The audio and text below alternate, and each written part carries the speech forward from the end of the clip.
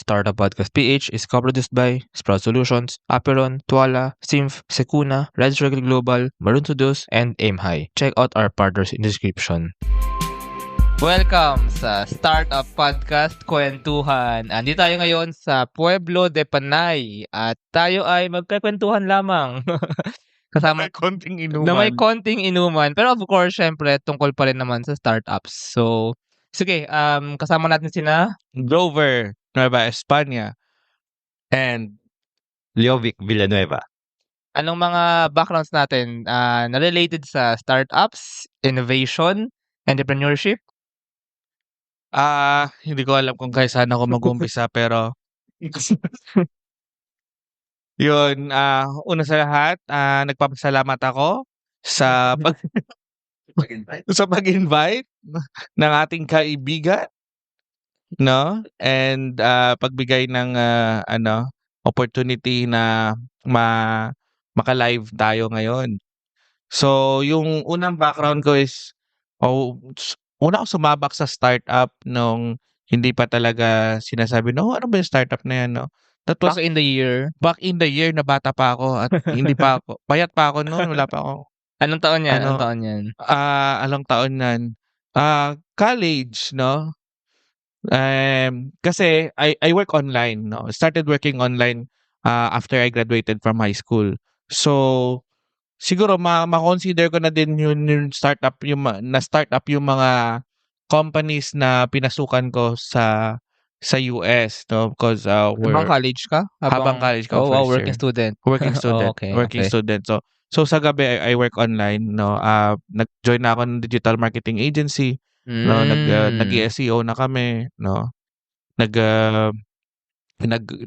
Nag-graphics design, ganon.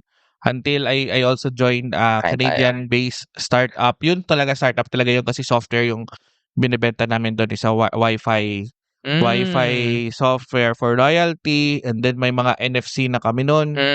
At saka may mga Apple Wallet na mga apps na dine-develop. It's so ahead of our time. Ang question ko pala, Jover, bakit while student ka ay nag-working student ka? So, bakit? Is it because of the money or you just want to learn more or you just want to try out different things? Kasi gusto kong uminom ng beer. Ano? Parang ginagawa natin ngayon. Parang ginagawa natin ngayon na hindi humingi ng pera sa parents ko. No? Extra hassle. Extra hassle. Extra income. Extra Hassle for extra income. income. No, para ayun, edi may pambili na akong beer, edi marami akong kaibigan. That's how you do startup. Isa na to, di ba? Oo, pinapapunta ko sa Miagao. Sabi ko, bro, punta ka Miagao, inom tayo. By the way, so si Jover ay talagang based in Iloilo, right? Yes, so, based yes. in Iloilo. Saan ka nag-college? I graduated college sa UPV Miagao. UPV Miagao. By the way, ang Miagao is parang mga 1.5 hours away pa, no? Sa Iloilo City. Yeah, ngayon na nag-traffic, pero noon 1 hour lang kaya. Okay. Oo, kasi mabilis lumipad yung San Joaquin na jeep. 40 kilometers, ayun. Yun. So, I graduated there fisheries, no? If tatanong nyo, bakit ka nag-tech, no? Wala, nakuha ko yung tech skills ko sa high school. No, I finished my high school sa Philippine Science. So, high school pa lang tech geek na ako. And then, ayun, kinontinue ko na siya as sideline, as part-time job, no? Or side hustle. And sa umaga, sabi ko nga sa umaga, I'm dealing with genetics ng isda, no? Sa genetic code ng isda. Sa gabi, I'm dealing with code. ng web, no? WordPress code, ganon. Yeah. Napaghalo mo ba? Napag-combine mo ba yung fisheries tsaka yung tech coding? Yeah. In fact, yung yung thesis ko nung college is automation on automatic bottom feeder. Which is also supported by the UST, no? So it's an advantage na to have a strong background sa tech, lalo na ngayon, and mix it with yung feeling mo na may hindi magte-tech na na industry ko combine mo. So that's really counts. Yeah, tsaka actually andun nga yung opportunity kasi ito sige siguro may kailangan ko tong i-emphasize tsaka na-realize ko lang recently. I've been interviewing nga mga startups na hindi lang tech startups ano. So, when we say startups naman kasi basically for me it's like the gitna ng entrepreneurship, putting a business model and innovation. Ngayon, sa Pilipinas kasi it's very weird nga na parang when we think of agri and aqua, when we think of farmers and fisheries, parang sobrang I'm hindi ko naman siguro generalize na pero parang hindi natin nakikita yung intersection niya with tech when in fact there's a lot of opportunities to actually combine them, right? So parang maybe siguro Manila centric ang aking kasi I'm from Manila pero parang somehow nga may thought na urban and rural. Rural yung the aqua, the fisheries. Of course, mali itong sinasabi ko, 'di ba? And urban is yung tech. Of course, mali yun pero yun nga rin yung gusto kong mabago Kaya rin natin ginagawa itong mga podcast na ganito kasi gusto natin mabago yung ganung perspective and yung ganung narrative actually sa technology and innovation na actually it's not those are not different words, right? Ano masabi mo doon, Jover? Actually, I agree with you on that, no? Na kapag pinaghalo mo yung dalawang polarity, both on different sides ng dalawang niche, no? Sometimes may innovation na mangyayari, no? So, I think for startup and wannabe startup founders, you also look into that kind of path, no? Because it's mixing of ideas. And also, just gonna share a story na I mix those fisheries and tech, ha? Remember, no? I way back 2016, we're so lucky to be part of Idea Space finalist batch 4, no? Considering na hilaw pa yung startup ecosystem namin doon. And where in fact wala what we have right there back then, I mean, is I remember we have this co-working space called Dojo 8, no? So doon mga freelancer kami noon na nagmi-meet, doon kami tumatambay, and then yung mga tech event doon dinadala, nagpupunta doon si Microsoft, nagpupunta doon si Google, nagpupunta doon si Mozilla. We're just a really small community, no? And we call it maybe startup na yun, startup community na yun, no? Actually kasi dati back then, well, siguro yung parang perspective ko lang din startups are ano siya even before its definition, may mga startups na. Kasi startups are like innovation and putting a business model on that innovation. Siguro na-coin lang yung term na startup. Actually, I'm not sure kung anong year siya na-coin. Maybe it started in the US. I'm not sure actually, no? Di ko actually alam history And then like in the Philippines, siguro masasabing unang umusbong yung term na startup. Well, I think, correct me if I'm wrong, sa mga mas OG dyan, pero padang 2012 actually nang itinaguyod sila Idea Space and actually panahon na yun sila Kickstart Ventures. Sila yung parang correct me if I'm wrong pero dun maybe somehow napasikat ang term na startups. Pero actually even before naman yun 2010, 2000s, 1990s, andun na yung yung if you want to start a business, you build tech, may software na nun, may computers na nun, and then maybe you find an investor, yun na yun Pero hindi lang siya parang na-formalize into a startup ecosystem. Sobrang iba sa ngayon na parang so thankful din tayo sa mga naunang mga institutions na talaga nag-establish. And even now nga very strong na rin ang support ng government sa startups, sila DOST, DICT, DTI. So talaga mas nabubuo na rin ang term na startup and yung parang startup community or startup ecosystem na talaga nagpo-push ng innovation and entrepreneurship sa ating lipunan. Anyway, go ahead. Mamaya si Leo Victor ay mag-i-introduce na. Sige, si Jover muna.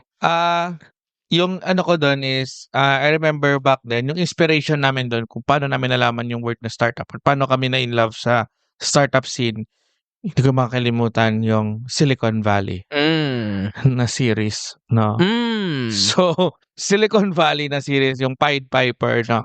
Parang yun yung nagiging namin, standard na we don't wanna be like this, no? And then sumabog din yun si si Facebook as a startup, sumabog din si Twitter, no? So pag tinanong kami, ano yung startup? Sabi namin, oh, like Facebook.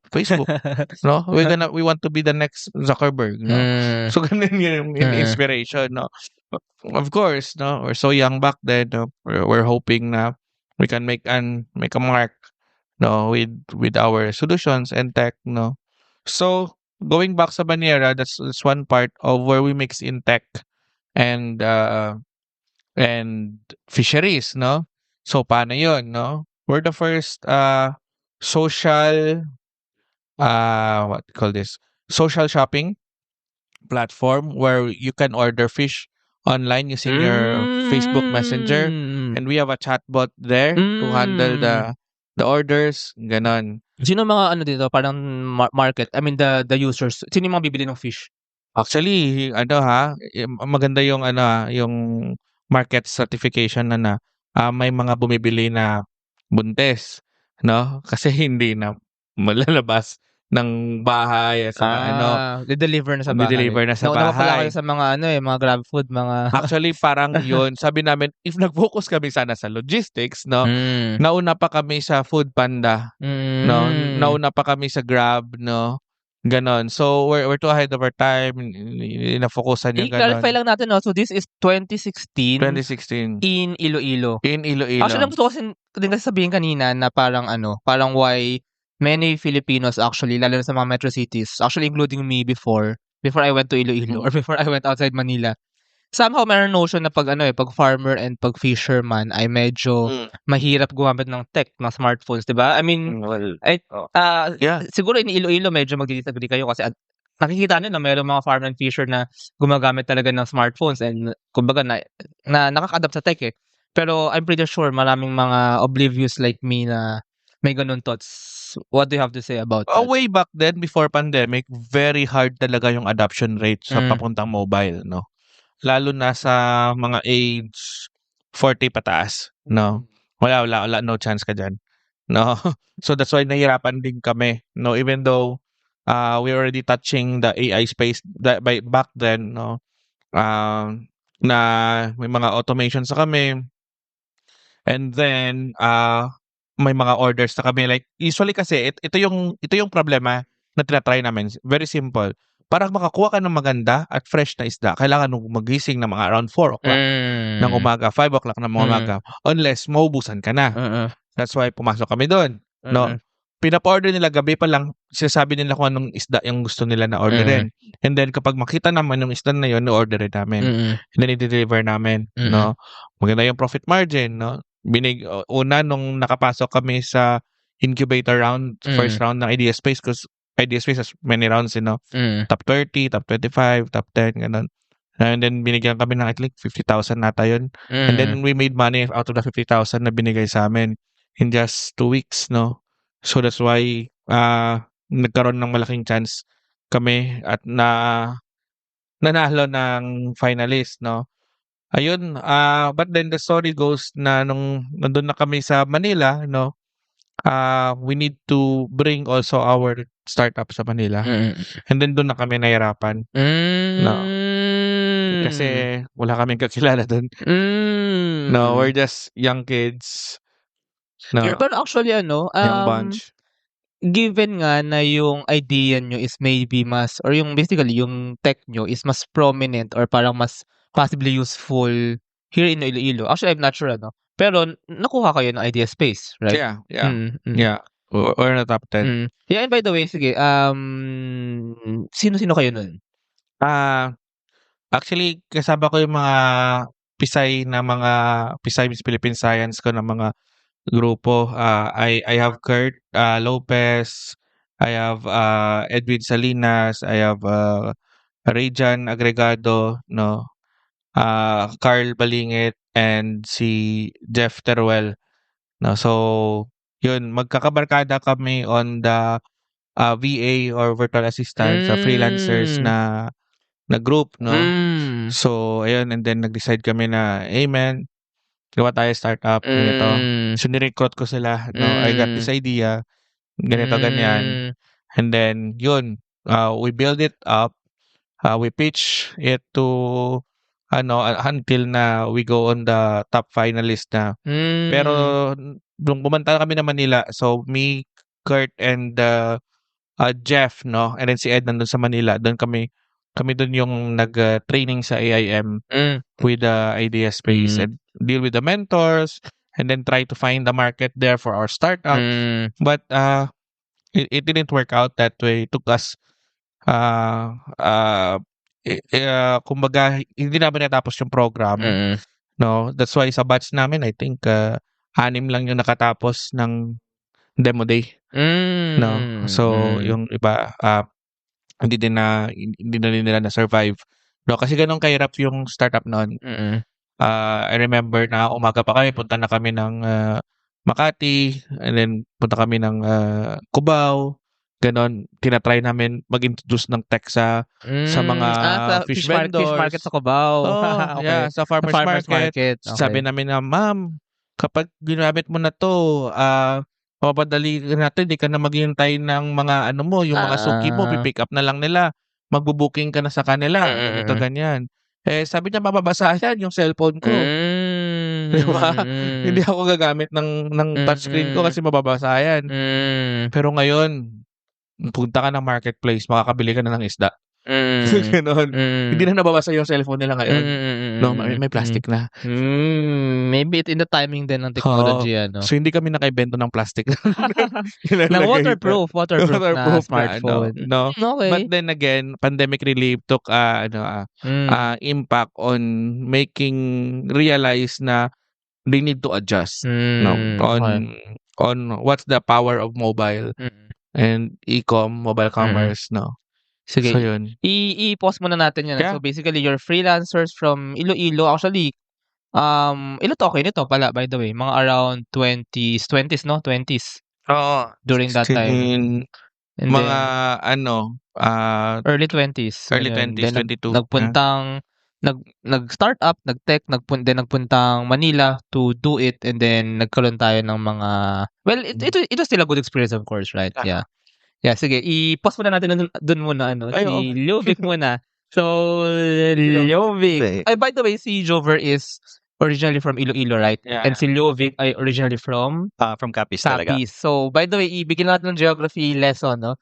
So, Region 6, Western Visayas, is mainly Panay Island and I guess mga surrounding islands like kasama si Guimaras pala, sila Boracay din ba? Yes. Boracay din, tsaka sila Isla de Gigantes, no?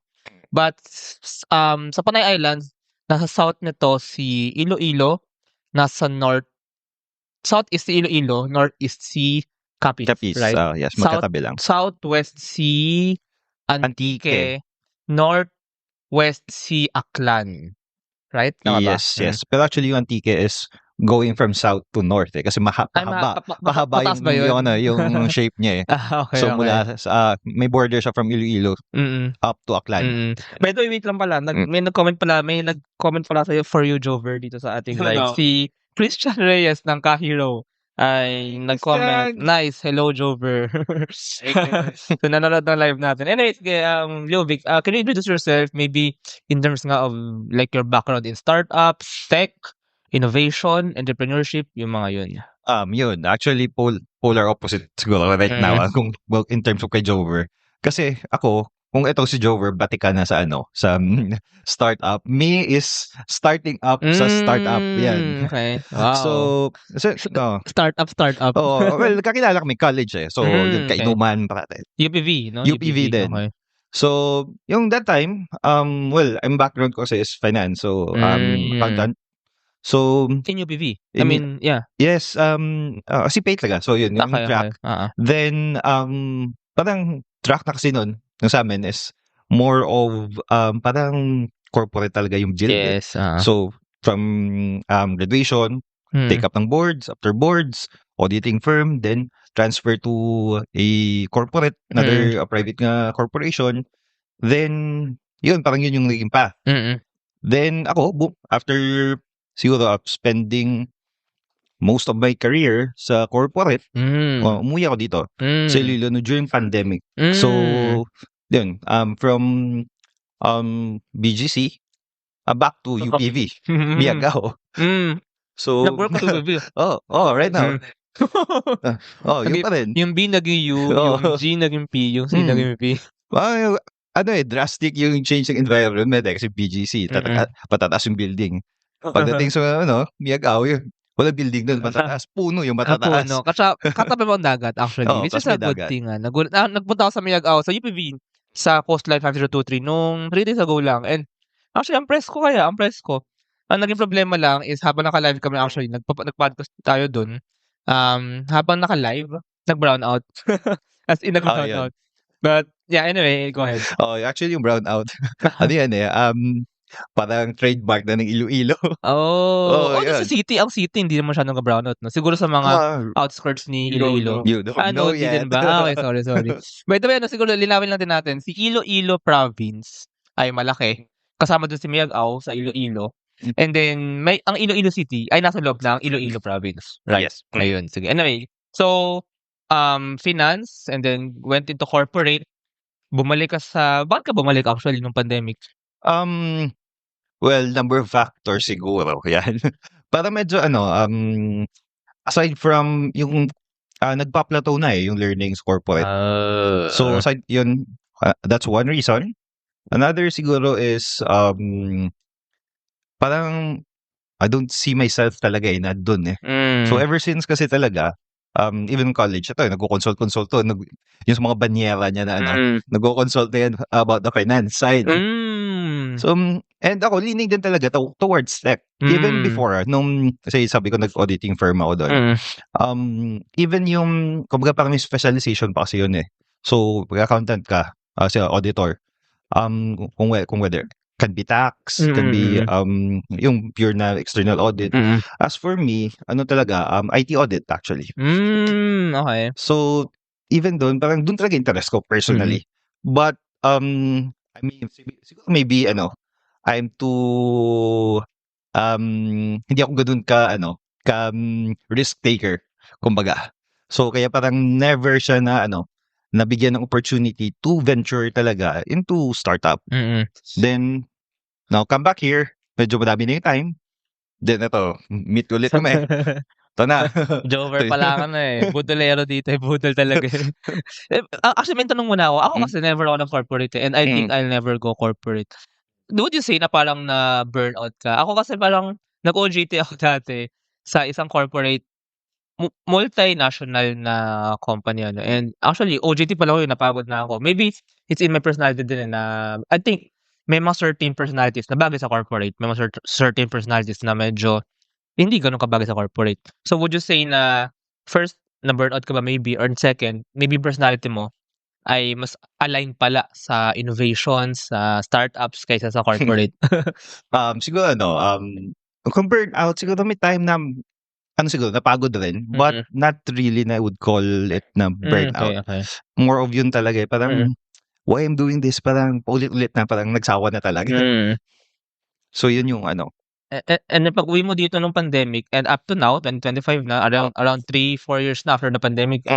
So you're still working in UPV. Yes. Pero recently nabudol-budol ka na ni Jover. Mga vacant time like Racket weekends. Na. Napasok na sa startup culture, sa startup world actually may question ako sa inyong dalawa. Maybe kay Jover muna kasi ang ating kwentuhan, gusto ko lang i-lean towards paano mas magkaroon tayo ng idea sa startup ecosystem primarily in Region 6 in Western Visayas. Well, first of all, actually, let me give my comments. So, about Iloilo. 2 weeks na ako dito. Yeah, 2 weeks na ako dito. And I actually very much like Iloilo City. For me lang meron siyang certain flavor na better kaysa sa Manila. Kasi, well, Manila, doon kasi ang karamihan ng mga foreign investors, mga foreign companies. So, opportunities are there talaga if you want high salaries, high incomes. Pero, ang Iloilo City actually very progressive in terms of the city and in terms of how it's actually innovating and improving. Ang pinakagusto ko sa Iloilo City ay very walkable, maluwag pa, ang lawak na mga kalsada, and basically, it's a good environment to have work-life balance. I think lang to, I think perspective ko lang to. Kasi yun nga, parang every 2 kilometers may park, may plaza na very fresh, very ano. So parang ang dali din ma-ease off yung utak mo sa pagod sa work. Kasi kunwari sa Manila ka, Makati ka, work ka corporate tapos uwi ka, ang sikip, ang usok, ganyan. So medyo nakapagod ano. So actually for me ang ganda ng Iloilo. And merong mga tao na nagrereklamo about the Philippines. And maybe baka ang nakikita pa lang nila is yung kaguluhan sa Manila. So maybe they should look at other cities na mga umuusbong din. Iloilo is one of them. And actually, mga iba pang cities. But I think for me, personal opinion ko lang in how I traveled, Iloilo is actually probably the most progressive. Ayun. But anyway, ang question ko is, siguro kay Jover muna.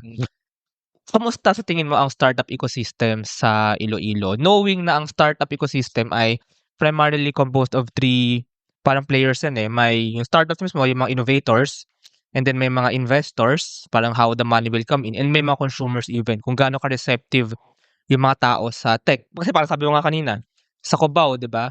Kaya din nahirapan si Baniera kasi yung consumer part ng startup ecosystem ay hindi pa ganun ka-receptive, hindi pa ganun ka-ready sa tech. So in terms of those 3, the innovators, the investors, and the consumers, kamusta sa tingin mo ang Iloilo? Sige. Ngayon may startup kami. Hindi ko lang na-plug kanina. Papagalitan ako ng co-founder ko. Boss Zino. Nanonood ka. Na-interview ko 4 days ago 5 days ago sa West Visayas State University, Binhi TBI. Nauna ka na ng interview, no? Ngayon, time ko na. So, yung startup namin is Zen Labs, no? Or venture management, no? So, Google, ano na lang, hanapin nyo lang yung interview na kay Zino para malaman nyo yung Zen Labs, no? But then again, we also spin off into some software, innovation, and una kong i-address yung sa consumer, no? On who will be the, what we call it, early adapters. Who will be the early adapters? Yes. Do we have an early adapters here? Yes and no. Yes, example, dito kami ngayon sa Pueblo. Pueblo is one of our early adapters, no? They are very aggressive when it comes to learning new tech to help their business, improve their business. They're very open-minded to try, no, and invest on tech, no. No, may mga ibang company, mostly sa city, at saka yung mga traditional ones, na hindi receptive dahil they don't see value sa tech or they don't see themselves spending money sa tech. Tsaka Ganon. maybe, ang tingin ko rin dyan, pag mayamang company ka na or mayamang family ka na, mas priority mo ang wealth preservation kaysa wealth building. So, alam naman natin risky naman talaga ang adoption ng tech, adoption ng innovation. It will really be risky. So, I guess from a finance perspective, alam mo naman, I mean, you can explain that maybe later on na if you go into risky decisions, pwedeng yung wealth mo is so parang high risk, high return, diba? So pwedeng bumaba yung wealth mo. I'm guessing wealthy companies are more into wealth preservation. And siguro may gusto rin tanongin muna. Narinig ko kasi, hindi ko sure kung tama ito actually, I think ko narinig. Sige, wag na natin sabihin. Pero kay Sir Zen ako na napagkwentuhan actually. Somehow, ang Iloilo is more conservative when it comes to business compared sa kanyang counterpart. Hiligay ng counterpart sa kabilang isla sa Negros, sa Bacolod actually. What do you say about that? Tama yun. Dalawang mindset, no? Example ito. Survival yung company, yung status ng company. Yung unang mindset ng Ilonggo is, ba't ako magsispend dyan? So surviving nga ako. I'm struggling to survive. Okay. Yung isang mindset naman is, kailangan ko kayo dahil para mag-survive ako. Kasi with you, na ma-improve namin yung systems namin, na ma-improve namin yung mahirapan namin kung saan yung butas, makaka-survive kami. Okay. So, di ba? 2 different mindset, no? So, paano yan? Ewan. Culture. No, they're a fear of unknown. No, they don't want to try something that they're not familiar with.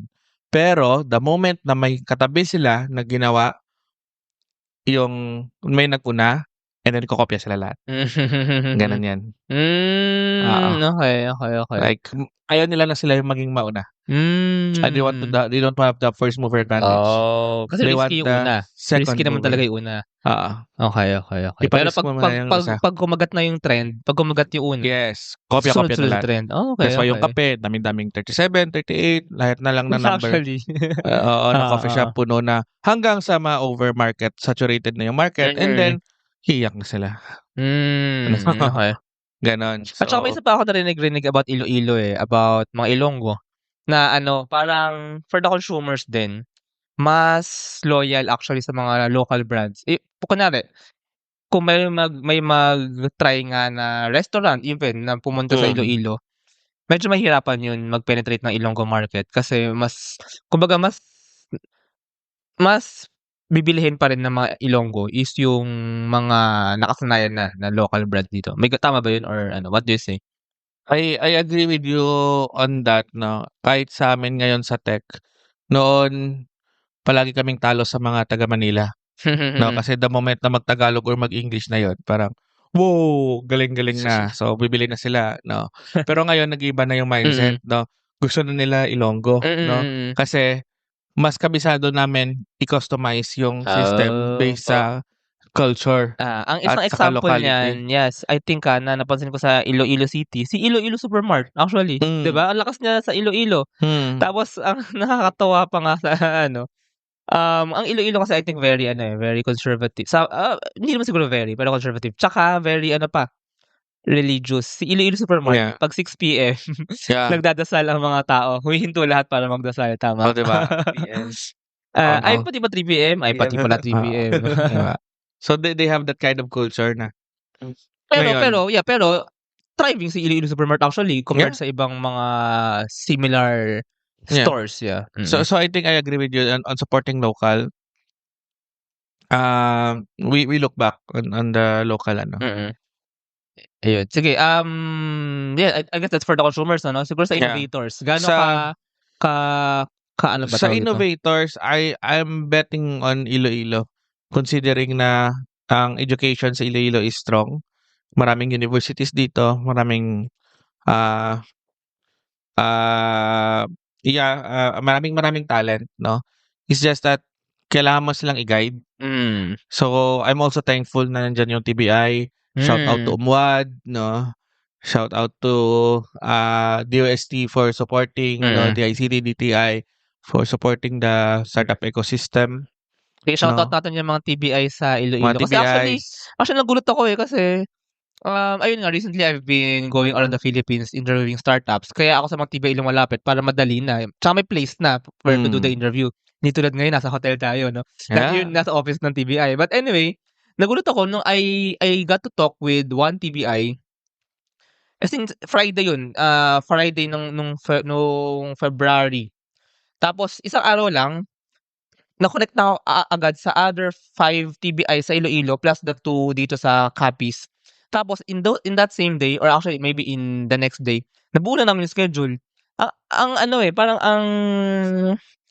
ang alive kumbaga ng TBIs dito sa Iloilo and sa Capiz. Anyway, shoutout muna natin sila, no? Si Isa Tiu Quadra TBI, which is nasa Iloilo Science and Technology University, and then si Binhi TBI West, na nasa West Visayas State University, and then si Sipugad TBI na very bago lang, CPU, nasa Central Philippine University. Actually, last year lang sila na-establish. Si Binhi ay medyo matagal na daw. Yeah. Si Isat yung mas matagal si Binhi kasi iba pa yung name niya dati. Yeah. Then naging Binhi. Si Isat parang few years ago. Green TBI. Si Binhi, Green TBI dati. And then meron din tayong Coastline 5023, Fisheries TBI sa UPV, Mindanao Campus. Tsaka actually yung pinakaunang TBI sa Iloilo City ay si Seeds. UPV Seeds TBI na actually 2013-2000 that time. Kasama siya ng mga first TBIs actually pati yung sa UP Diliman. So sabay-sabay sila. And meron pala dito nun. So Imagine ano lang sa CBI kasi naalala ko, we bring Startup Weekend Iloilo. The Ano year event of yan? Startup Weekend way back 2016 din. Oh, okay. And doon yun sa may Seeds TBI, 2016, Sa loob ng 2017. campus. Sa loob ng campus. Oh, okay, So, 2 okay. taon namin na sige na run yung program na yun. Ayun. Anyway, going back dun And sa lastly, innovators. So yun yung sa innovators. So I said I'm betting on the innovators na somewhere down there, no, either may lalabas na mga magagaling at magandang idea. No, we just is still a waiting game. Dahil kamo sa investors. Okay, investors ang third sa ating triangle. Yung investors is this is also I'm challenging the the PCCI and the other business groups and dito sa Iloilo, no, to invest in startup, no. I know maraming pitching competition. Yeah, every year i-count natin ilang pitching competition yan. But kailan kayo nagbigay ng 1 million sa isang startup, no, na hindi nasunog? Or kahit lang the concept of it, no, na hey, startup na to, magpa-fund kami dito kasi we believe on this, no, para lang ma-survive ng startup yung or dahil nagbe-believe kayo sa startup na yan, no.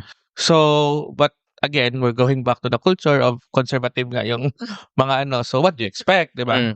So, kaya we're really bootstrap here in Iloilo. So, yun.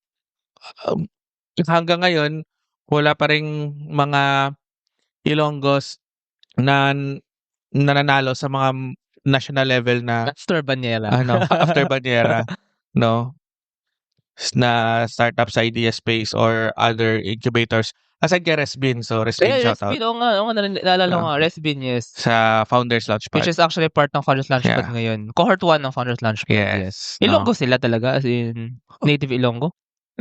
Mukhang Spanish pero native Ilonggo. Okay. Yung Martinez. Sisters. The Sibs, no? Hey, Mari. Peace, man. Ayun, yun. Anyway, sige. That's actually those are good insights na for Iloilo. How about for although maybe siguro baka you can give a few kasi nag-corporate ka pero siguro since you're a native Kapis, ang tawag doon? Kapis yan. Kapisnon. So maybe you can give your insights din sa yun din, same. Consumers, innovators, and investors. Kakarating ko lang kasi dito sa Local City, sa Kapis. As in, wala pa akong 4 hours. As in, so di ko pa masyado nakita yung paligid, di ko pa ma-compare masyado. So, I think you can give more insights. Well, siguro, kaibahan lang ng una siguro, consumer. For Capiz, in terms of profile, siguro, income profile, mas mababa yung Capiz compared to Iloilo. Okay. So, doon pa lang, in terms of kung challenge na sa investor si Iloilo, how much more si Capiz. So, yun yung pinaka-challenge doon. Then even the behavior siguro. Consumers din. Even those kumbaga medyo may capacity to those na nasa better off na income. More of kwan din kung mas conservative siguro sa Iloilo. Mas conservative pa sa yung Capiz okay.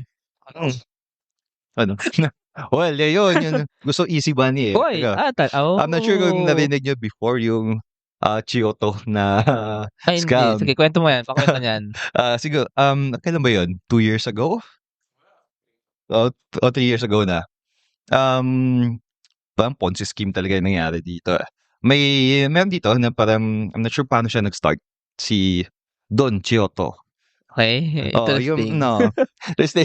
Yung naging, Kapis nun siya? Or? Claiming to be Kapisnon daw. May roots dito, pero hindi dito lumaki. Pag double your money talaga, una, 15 days, and within 15 days, double your money. So, syempre, the typical Ponzi scheme, the early C part, nami-meet niya talaga yung mga obligation na double mo your money. So, dun, word of mouth, nag-spread. So madami talagang nag-invest. So like, siguro, like, halos lahat siguro may kakilala na. Lahat ng taga-copy siguro may kakilala or kamag-anak na nag-invest kay Chiyoto. Wow, grabe. Ganun kadami. Dami nakuha ni Chiyoto. Ni Mm. Chiyoto. Okay. Then, may time na parang after nag-start yung mag-decline January eh. Mm. 3 years ago, so 2021, 22, yan, na year. Hanggang bigla na lang nawala. Bigla siya nawala. Ano yung sinabi niya parang ano? Ano yung sinabi niyang paraan para madoble niya yung pera? O wala siya sinabi? As in, dodoble ko lang Dadouble pera mo. naman yun kasi yung ano niya, yung scheme is doon niya, yung mayaman daw siya, madami siyang pera. So parang initial, Investment, parang ganun. namimigay siya ng pera sa mga sino ano niya, Oh. salubong. So parang yung ano talaga, binild yung character na madami akong pera, ay yung bibigay yung pera sa akin, invest ko na to. Ano itsura niya? Mukha ba siyang Spanish or kalbo na ano eh, naghihiligay nun? Or wag na, sige, wag na. Pero pero ano siya eh, nasa edad siguro mga nasa late 40s to early 50s. Okay. So not too old. Okay. Then medyo fair complexion. Medyo Okay. ang report talaga. Mukhang mayaman. Mukhang mayaman talaga. Pwede niyong mapangatawanan nyo. Mukhang mayaman talaga. Okay. So, yun, madaming naniwala. So, parang easy money kasi, 15 days, double your money. O tapos, siguro yun, doon nakita yung gaano kabilis yung word of mouth dito na pagdating sa copies. So, siguro malaking chance ng startup dito sa inyo, di ba? Kasi lang dito yung mga startup. Pero dapat easy money para ano dun.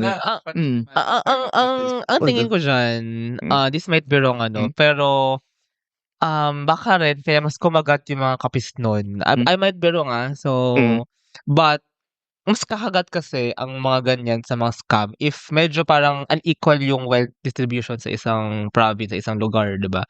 So maybe somehow, I'm not sure, correct me if I'm wrong, sa kapis ba ay medyo unequal ang wealth distribution, like may mga mayayaman and then may mga hindi ganun kayaman. So kasi pag nakita mo na, uy, ang yayaman nila, sa ako hindi ako ganun kayaman, kakagat ka talaga sa mga ganyang ganyang possibility. I agree na talaga.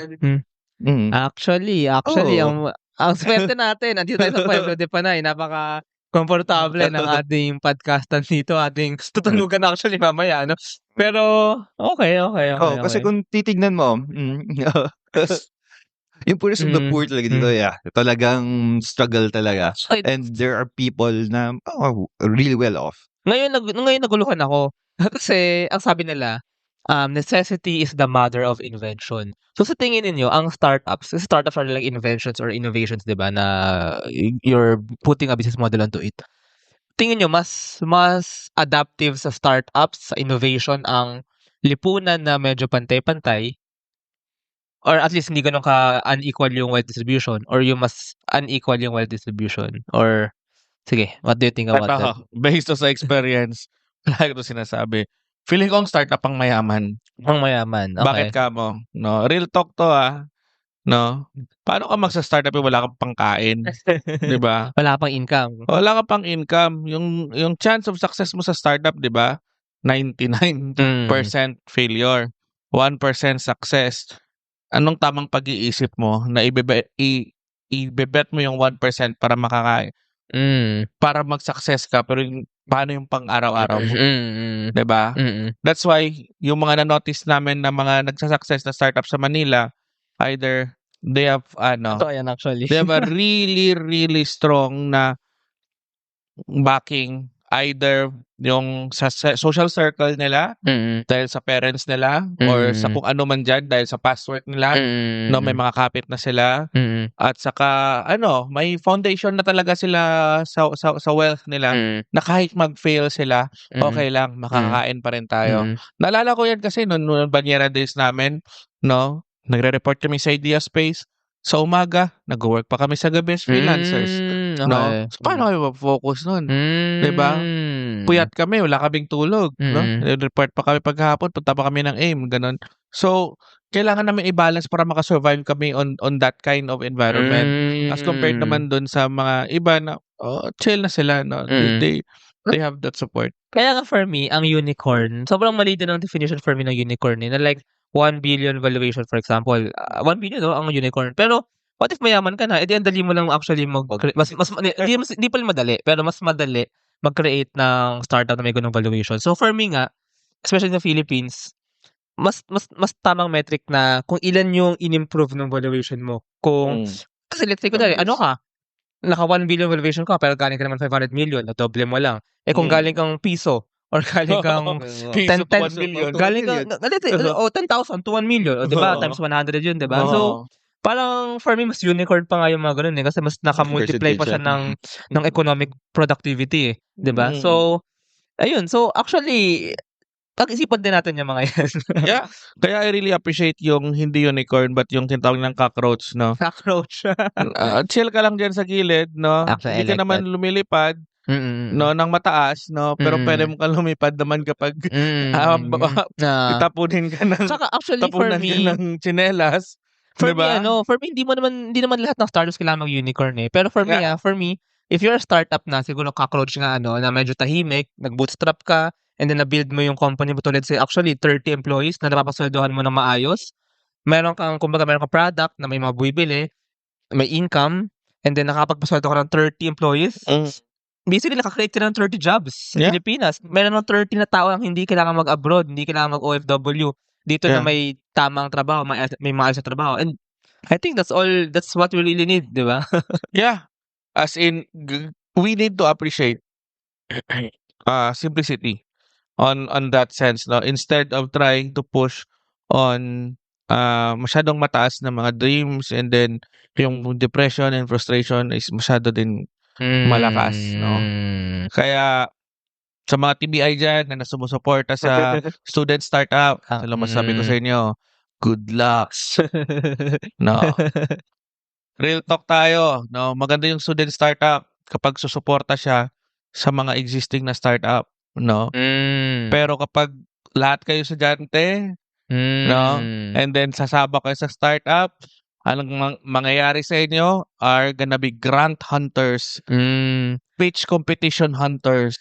No. Siguro lang din, ang comment ko lang din dyan, pwede naman, okay naman yung grant hunters, pero wag kang maging matrap sa grants lang. Nag-startups ka just for grants. For me, sige, grants para pampatawid kasi wala kang sweldo eh. May pampatawid ka, di ba? Pampatawid ng startup mo until siguro mga 3, 4, 5 years. Pero dapat, I guess, pag around 3, 4, 5 years ka na, you should have already made your startup actually profitable na. Para yun, hindi ka na mag-rely sa grants. Yeah, that's why sabi nga, di ba, sa DST na nag-startup grant, di ba? You don't use grants for survival. You use grant for growth. So, kung survival stage ka, no, and then mag-grant ka, grant ka, malulubog ka sa utang sa grant, no? Okay. Kasi instead na ipang-invest mo yung grant na yon para sa R&D mo or para sa growth mo, para yun sa self mo, para makakain ka. Para yun mabuhay ka. No? So, I don't think startup is made that way. And the next for the students, tatanungin sila ng nanay nila, anong ginagawa mo? Ba't hindi ka pa nagtatrabaho?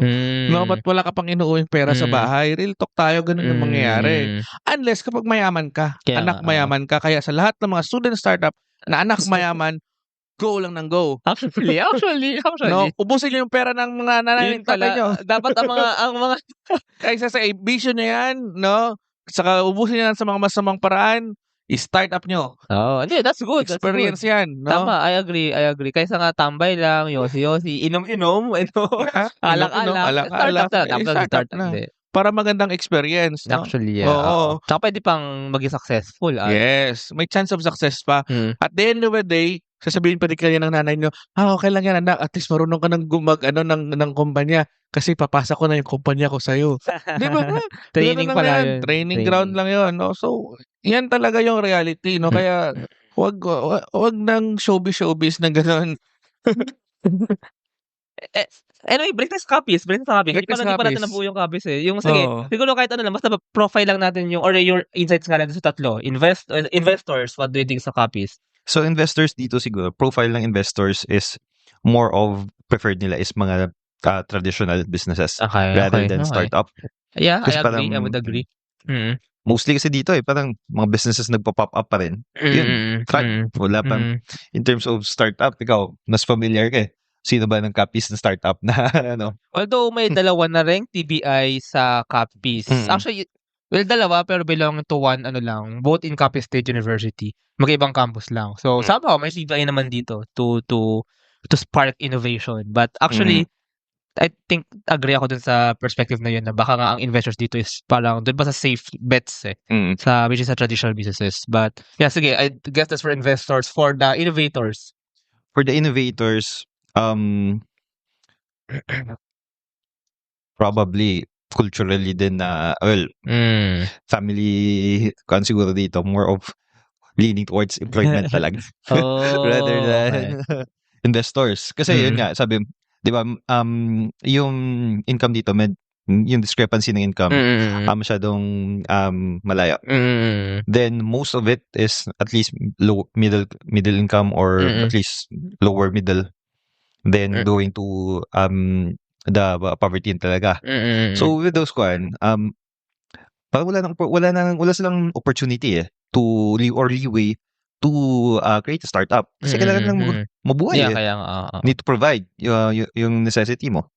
So, paano ka pa magsa-startup kung necessity mo pa lang, you're really struggling to meet. Diba?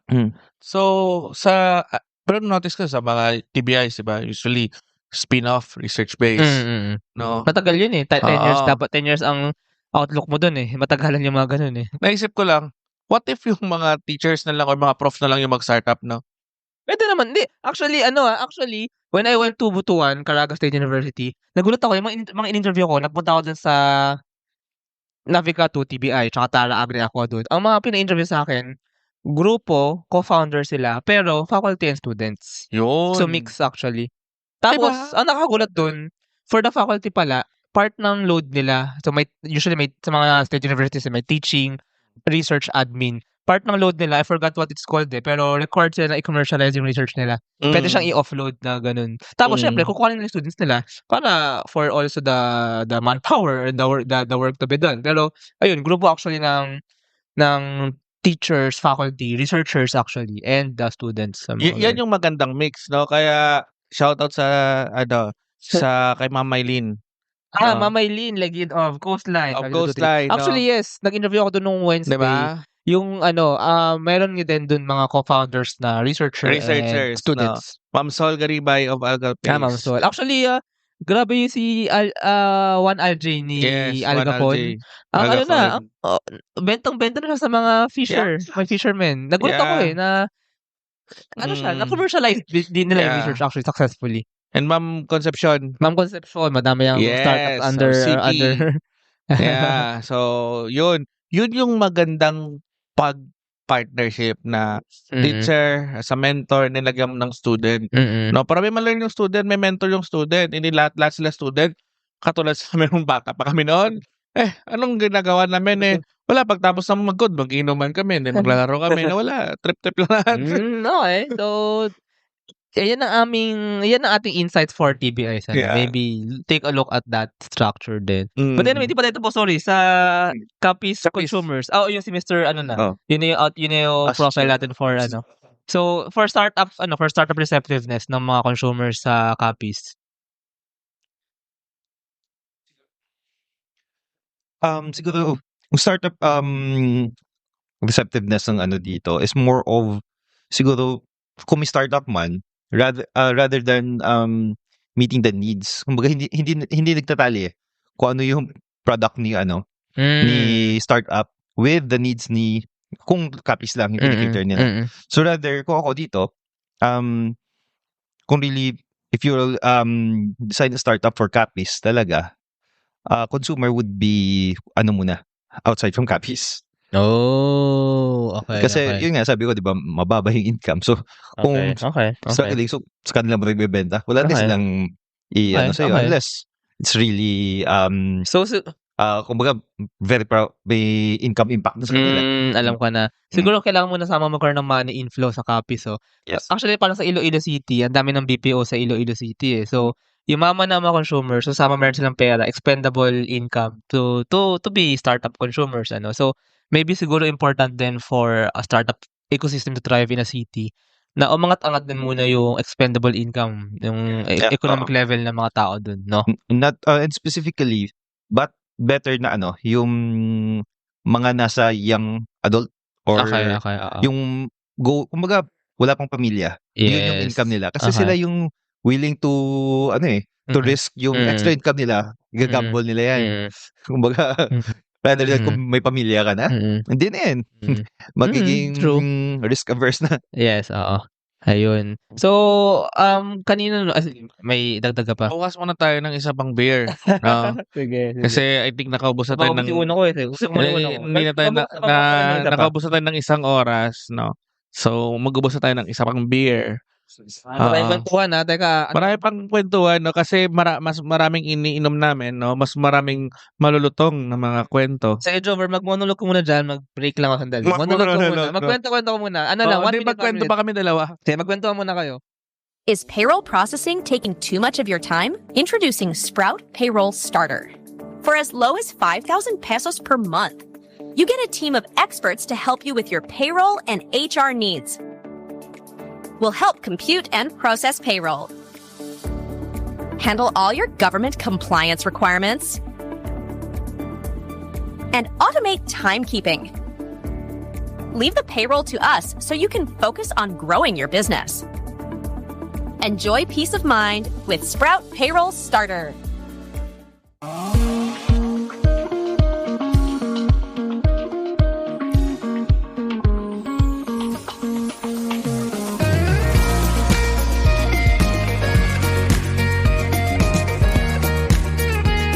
Trust the digital future with Twala. Secure and tamper-proof digital signature. Electronic notarization service. And custom AI agents for intelligent document workflows. Visit twala.io to learn more. In today's digital world, your organization needs more than just technology. It needs a strategic partner. At Symph, we build web and mobile apps that drive innovation for startups, enterprises, and organizations worldwide. Visit symph.co today. Protect your assets from bugs before bad hackers exploit them. And launch your products seamlessly with Secuna, your trusted partner in cybersecurity. Receive reports in real time and work with security experts to find bugs in your products before others do. Let's make your security our priority. Running a business? Make it smarter with Red Circle Global. Streamline operations, boost productivity, and manage everything in one powerful ERP system. Book your free business demo today at redcircleglobal.com, guided by one of our top experts.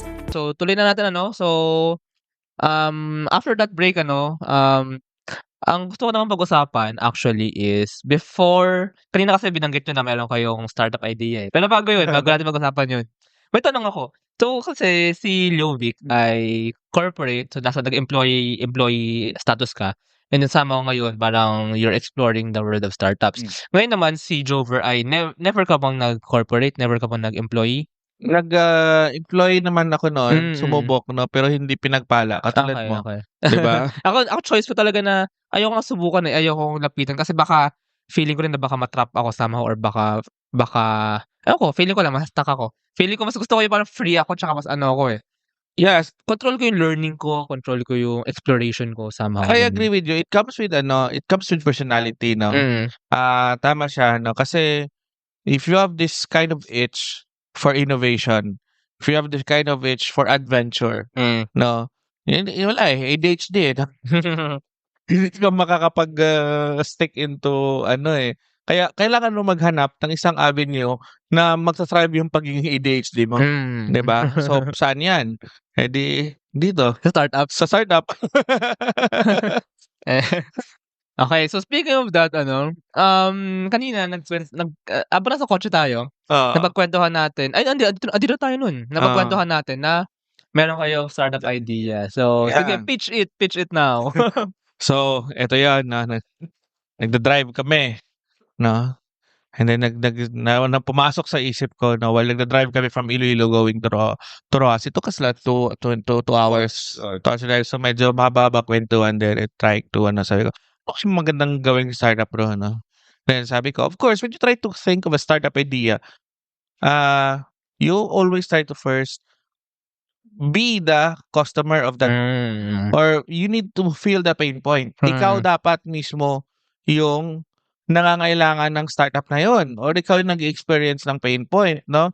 Instead of trying to be just a third person point of view, no? Para dapat mas solid, mas maintindihan mo, no? So, yung pain point, sabi ko, bro, did you ever find a time na pagtingin mo sa wallet, wala ng laman? Parang lagi yan. Tsaka parang marami makaka-relate dyan. Oo. Wala na laman yung bank account mo, wala ng ano. So, sabi ko, okay, no? Yan, Same problem. same problem, no? Sabi ko, it doesn't mean that we're poor, no? Kasi pagka next day, nagkakalaman na din, no? Pero yung feeling na, yung tinatawag nilang petsa de peligro. Di ba? So, ano yung petsa de peligro?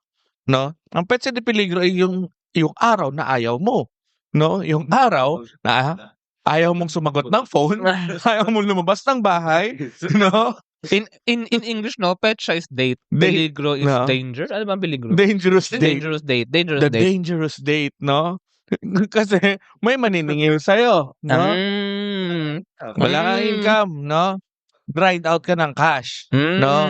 So, Employee ka, every pag-employee ka, 15 and 30. that is going to your payday. Mga So, pag 15 yung sweldo mo, yung 13, 12, 14. 12, 13, 14. Yung pala ang petsa de peligro. Yun, nagpepetsa de peligro ka. So, tinanong ko siya, bro, CPA ka. Ano yung problema sa petsa de peligro? Ano daw? Actually, problem, yun nga, sabi ni Jover naman. May pera naman eh. It's just that the timing. So, sa cash flow yung problema. You're, may pera ka namang incoming, pero yung expense mo nandito na eh. Then, doon namin yung financial, dami ng mga financial management na apps. But, parang common observation namin, it's too passive. Na parang, parang tapos na eh, after the fact na yung ginagawa eh. Kasi, nililista mo na ano yung expenses mo, kita-classify into this. You know na, ito pala yung, last month, ito pala yung cost driver ko. Dito ako. Actually, although reports siya, tsaka may analysis nga somehow. Pero yeah, wala siyang active. Wala siyang active. Okay. So, yun namin, what if pwede mo ma-predict? So, yung idea ni Jover, sige, ikaw yung dapat in-integrate sa calendar. Okay. So, sabi ko, what if instead na usual na mga apps na maraming sikat na apps, Money Manager, blah, blah, lista.page ngayon, sikat, no? Okay. Nakalista naman lahat ng mga expenses, budgeting, sabi, it's about budget management, ganito, then mag-align ka ng, na example, budget mo for transportation, 2,000, budget mo for bills, 10,000, ganito. But you are being boxed on that budget, pero yung behavior mo is fluid. So, paano yan mag-meet yung fluid na behavior sa box na So, mahirap, no? So, hindi siya magko-connect dahil yung box na mindset doon na is tapos na eh. Yung sabi ni Leovic, tapos na. Pero hindi ka aware kung ilan yung existing na cash available right now on you for today and then for the whole week. So, yung planning process mo maapektuhan.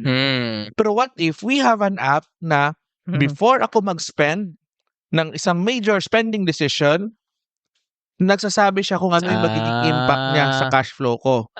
Pa-predict na kung kunyari, gusto mo bilhin ng iPhone 16. Pwede ko ma-project kung kailan magiging petsa de peligro ko. Yes. Kailan ako magiging Kailan ka pwede bumili ng iPhone? Like say, Iwasan mo si petsa de peligro. Let's say for example, if bumili ako ng iPhone ngayon, mahihit niya yung petsa de peligro ko. Bakit? Kasi hindi pa umamating yung pera ko niyan. So paano? Saan ako pambukuha ng pambayad sa monthly ko? 'Di ba? If yung sweldo mo papunta ng 15, yung billing sa'yo is 13, so anong gagawin mo? Mangutang ka. And then, doon na nag-umpisa yung problema. Malulubog na ng utang. Malulubog ka na ng malubog ng interest, no? Okay. Pero dahil kay Petsa de Peligro, sasabihin ni Petsa de Peligro nga, oops, huwag ka muna bumili ng iPhone ngayon. Mag-wait ka ng 3 araw. Kasi para mag-shoot yung yung flow mo, na yung due date mo after ng sweldo mo. Kasi darating naman yung sweldo mo, kaya mong bayaran yun. Hindi sa dahil wala kang pera. Hindi dahil kailangan mo munang iparating yung pera sa wallet mo. So that is, I think, what's missing on cash flow management. And not just for personal finance, but also for corporate finance. Lalo na kapag yung receivables at payables, no?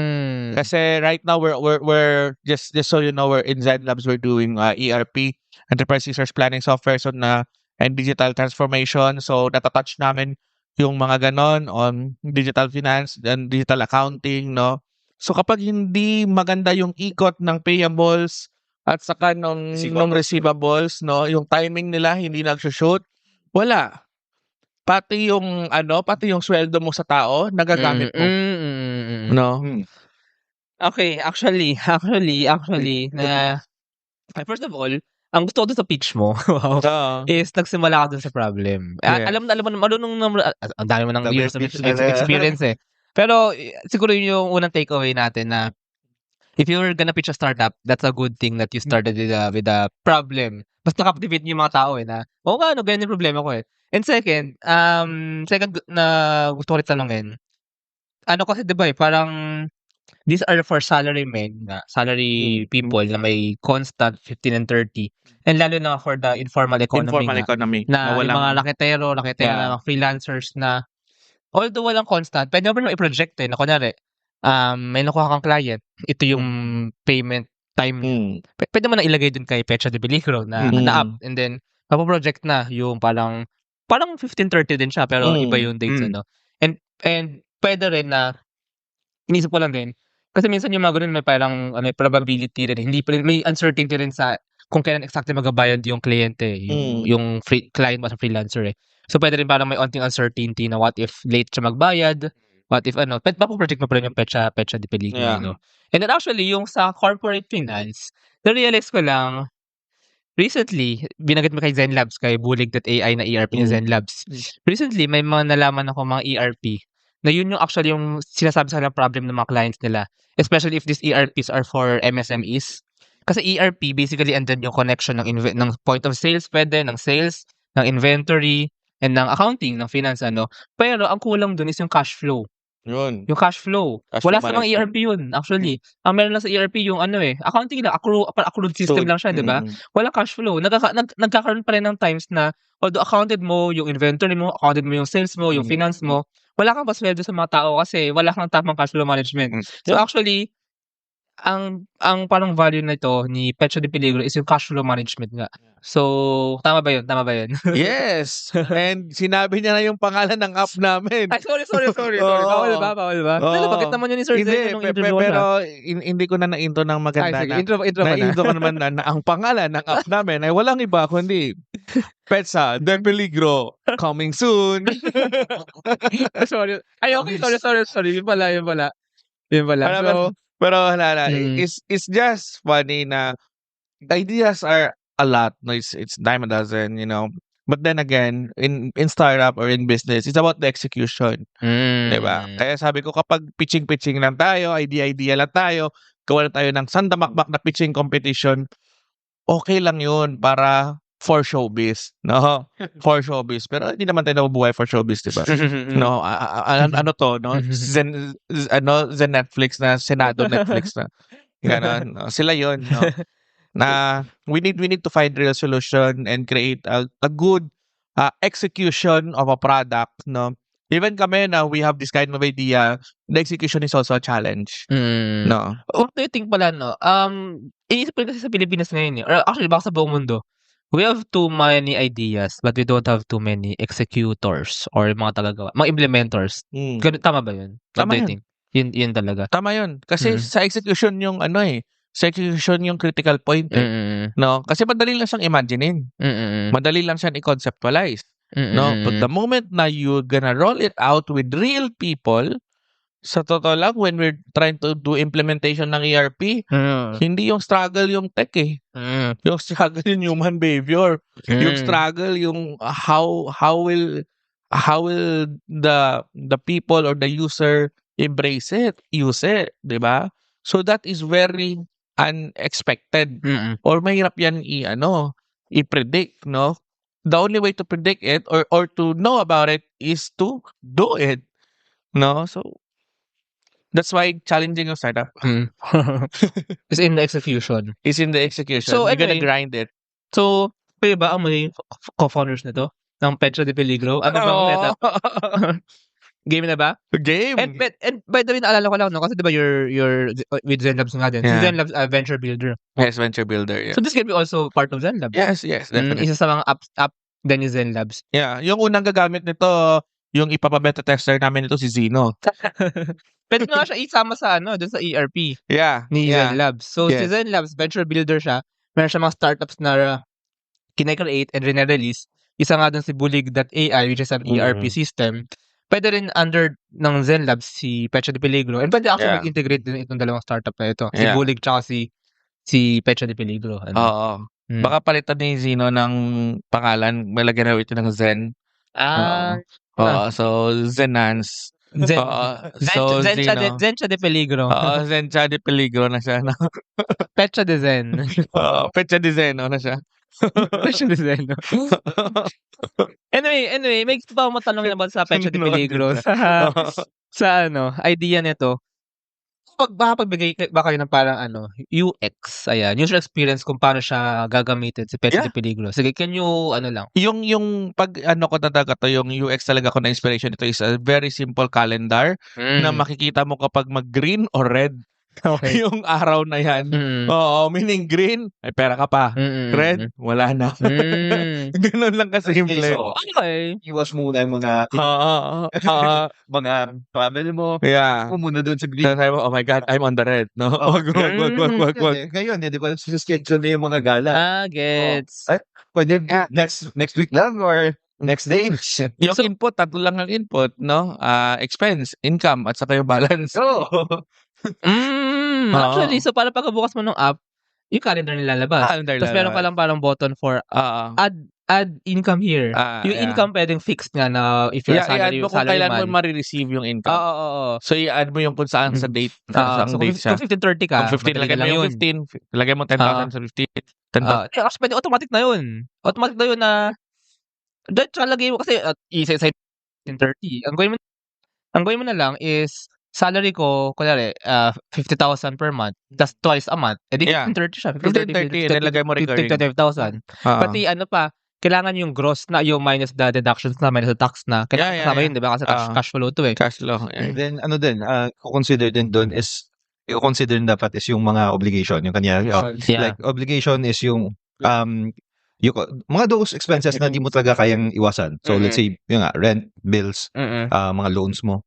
Yeah. Then, aside from that, ka-classify mo rin mga necessity mo. So, yan. So, pina-factor in din doon. Para kumbaga, mag-green lang or is yung your free cash or yung wala kang allocation na cash.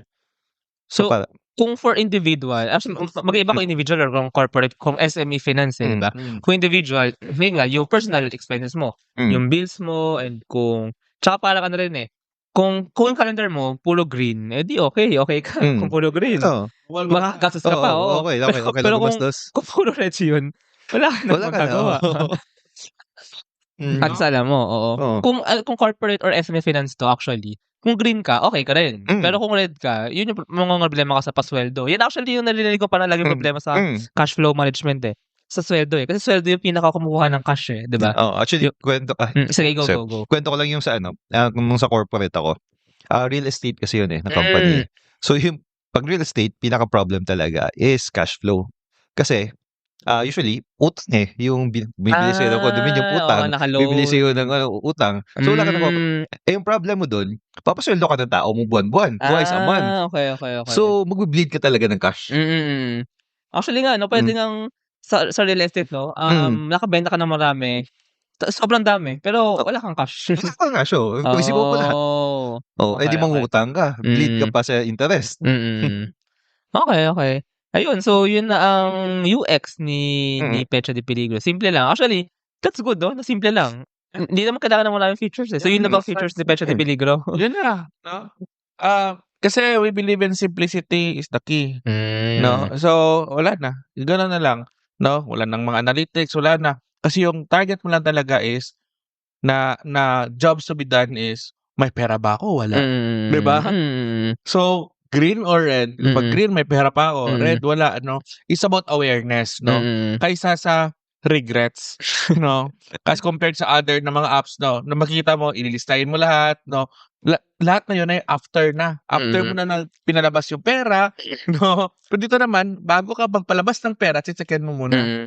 Magkakaroon ba ako ng pera nito the next week? Pumupula na ako next week, no? So, wag muna.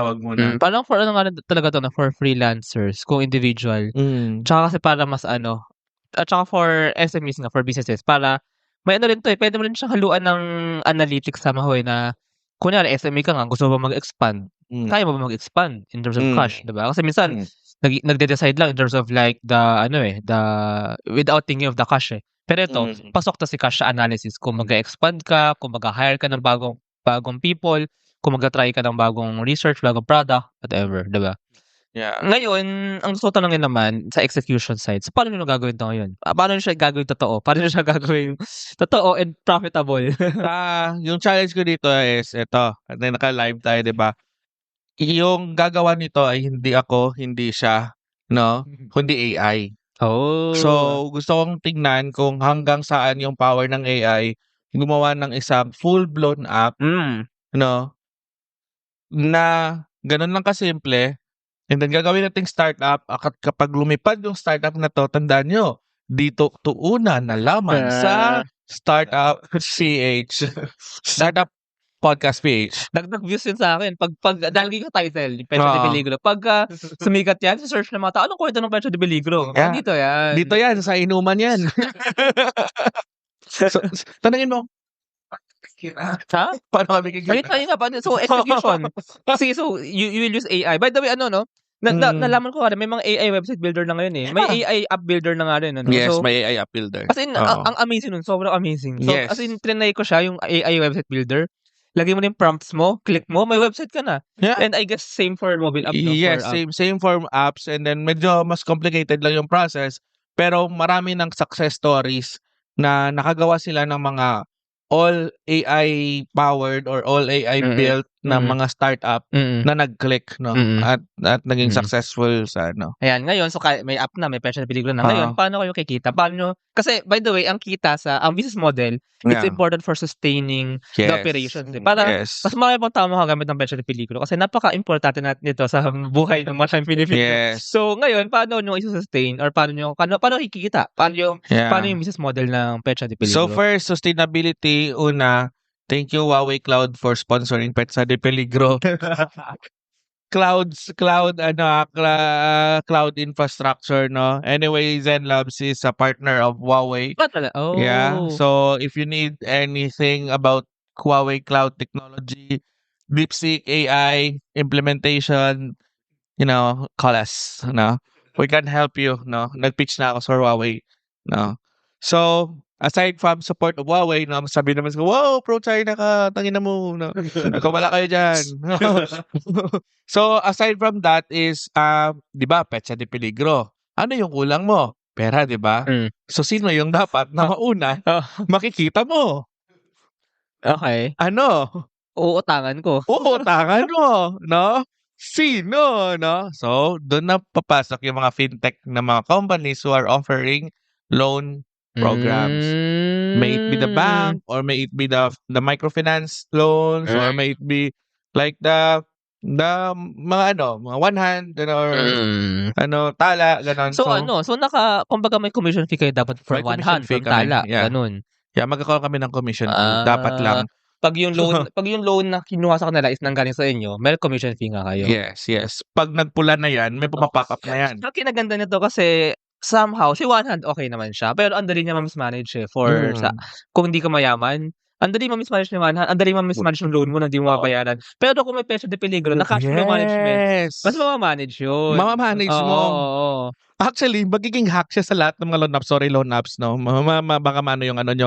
Kasi Ayun, actually, ipapasunod mo lang yung lahat ng loan apps na hindi lang sila mag-hit each other on the due date, no? Dito, lalabas si one app, and then magbabayad ng dito.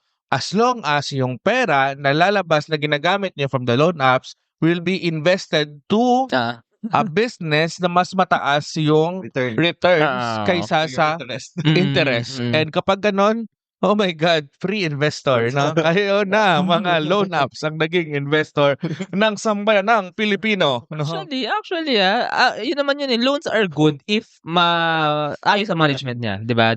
At saka kaya niya ma-generate ng mas mataas na makapag-ROI ka kagad. Kumbaga, makapag-ROI ka kagad before yung interest ay lumaki na lumaki. Yes. Diba? Para ma-bear yung capital, yung principal na loan mo. Yeah. That's why we are trying to put financial literacy not in the minds of people, no, but in the app itself. Automation. In automation itself, no? Oh, ito pala actually, si Pecha de Peligro, ito rin yung magsasolve dun sa gap sa mga loaning apps. Kasi, loan apps are useful. Pero, yun nga, yung gap sa kanya is, na may mismanage siya ng mga underprivileged. Paano siya babayaran nila? Oo. Imaginein mo ito nasubukan ko na to, nag-experiment ako dito, no? Tinitinan mo, maglo-loan ba ako ngayon o hindi? Tatanungin mo si Pecha de Peligro. Then sabihin mo, kapag mag-loan ako, kailan yung magiging due date? Yes. Si-check mo palagi yan kung kailan yung magiging due date. Nauna ba yan sa may sweldo mo? Kapag nauna yan sa sweldo mo, huwag mong subukan. Magdadagdagan ng loan mo. Tsaka, pwede mo i-project yung calendar mo, green ka. Green. Tapos, pwede mo i-project one hand, maglo-loan ka. Bago mo i-confirm yung loan, i-check mo kung i-plot mo muna kung magkaka-Pecha de Peligro ka na red. Kung wala naman, pwede wala eh. Pwede safe ka pa eh. Mag-loan ka. Diba? Kung meron, mag-isip-isip ka kung maglo-loan ka. So, maganda siya kasi at least na-notify and na-alarm yung mga maglo-loan kung safe ba mag-loan or baka hindi. Kasi pwede ka naman mag-wait ng tomorrow, di ba? Oo, maghintay ka, like sabihin mo, okay, and then mag-a-alarm siya, no? Kasi, di ba, nag-sponsor tayo ng loan apps. Sabihin na, okay, today is Friday, 12 of the month, no? You can now loan, no? Kasi hindi siya mag-hit sa Pecha de Peligro mo. No? It will increase your cash flow by X%, no? Oh my God! Diba? Kasi alam niyo na, may papasok ka din namang pera eh. And then kaya mo din siyang, So, ang impact nun, increase collectibility ni loaning apps. So bawas losses din nila, pabor sa kanila, pabor din kay user. Kasi mamimit niya yung obligations niya. Pag narinig to ni Tala, ni Wanad, gagawin nila. So una, kailangan na yun. Wala sila. Pag naging yung bill. Wanad, baka naman. Okay. No interest. Gcash. Okay, anyway, sige, actually, to be honest noong una nyo sinabi sa akin, parang, ba't pagsabi ng mga to? Pero, ngayong in-explain nyo, actually, okay siya, maganda. May possible nga rin siya na, back-end integration dun nga sa mga loaning apps.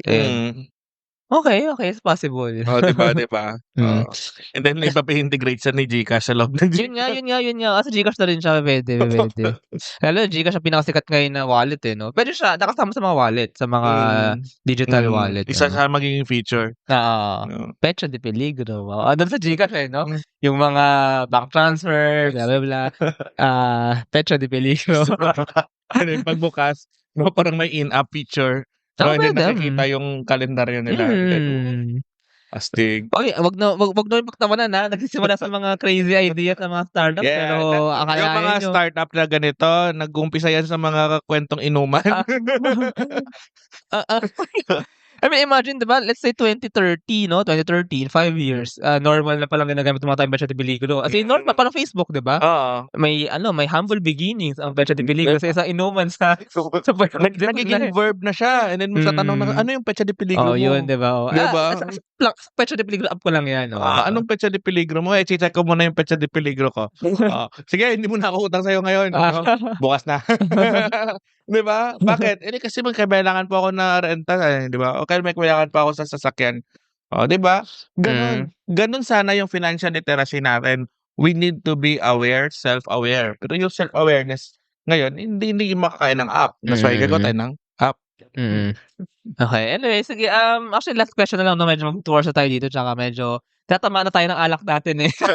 May may gusto lang huling i-share na ano, familiar ba kayo kay ano, Peter Levels? Narinig na ba 'yun? Isa siyang ano, eh, startup founder Peter Levels. from saan siya? From Netherlands ata ba? Netherlands. Anyway, or Switzerland or anyway, I think Scandinavian. Never siyang kumuha ng investor. Never, even ano, never siya kumuha ng investor. But ang kanyang kita monthly is parang nasa 6 digits na US dollars monthly. So it's like kung pesos, millions or 10 millions of pesos yan. Paano niya ginagawa yun? Isa sa mga ginawa niya, napakinggan ko sa episode niya sa podcast eh. Sikat na siya ngayon eh, na parang developer and startup founder. Meron siyang ginawa, nung pinakasimula niya, every month, gagawa siya ng bagong startup, which is just a mobile app. I-monetize niya, yung parang SaaS, subscription style. Every month. Kasi kaya every month may ma-release siya. As in different kind of apps. Usually, mostly AI integrated na apps. And then, ayun, so January, release siya. February, release siya. March, release siya. Pag naging successful, edi okay, tuloy na. Pag hindi naging successful, edi tapon niya, scrap niya. And then, ganun na ginagawa niya. So, gusto ko kasi, actually, isa sa mga gusto kong i-advocate na startup mindset sa mga Pilipino eh, na hindi natin kailangan lagi ng investors. Yeah. Kailangan lang natin is smart, developing, and really solve a problem na babayaran ng mga tao kung baga yung solution mo, yung product mo. And gawin mo lang yun every month. Kung kaya mo, every month. Ako yun yung plano ko eh. Pili ko yun nga yung plano sa Zen Labs eh. Yeah. Kasi gawa lang kayo ng gawa ng app. Kung bumenta... Podcast na tayo ng podcast. Podcast na tayo. Dami natin episode yan.